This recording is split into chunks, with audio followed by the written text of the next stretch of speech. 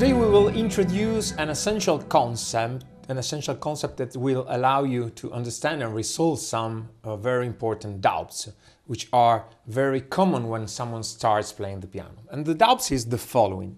If we take this key, which can be called with two different names, so D sharp and E flat, the key point is, why can we use two different names even if we have only one key?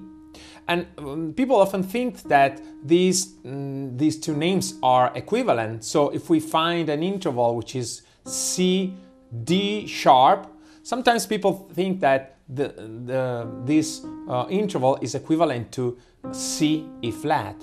But these two notes, so D sharp and E flat, even if we are referred to the same key, have different meanings. First of all, because in the case of D sharp we have an ascendant accidental, and in the case of E flat we have a descendant accidentals. But there are some deeper reasons why these two notes are actually different notes. Okay, even if we have only one key. So why can we have two notes with the same pitch? Why is this? This is because we focus on a keyboard which is tuned by using the equal temper system. So what is the equal temper system?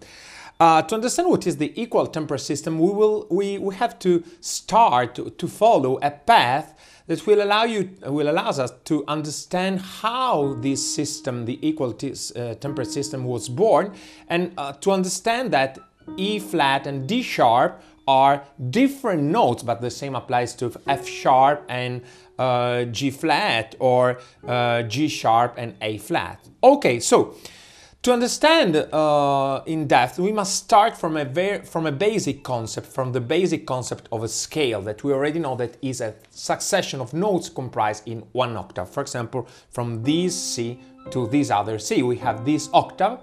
And we already know that in Western music, we often use scales which are made up of 7 notes. So in the case of, for example, C major scale, we have 7 degrees.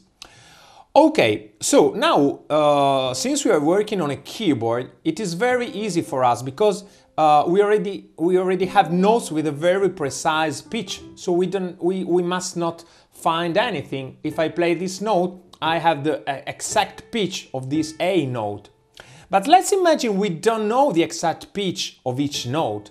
So now the key point, the very important question is, how can we find the exact pitch of notes of a scale starting from a basic note? Let's imagine I already know the pitch of this note, and I want to determine all the other pitches of notes of this scale. So how can I do this? So what is the distance in pitch of the second sound from the first, of the third, fourth, fifth, and so on?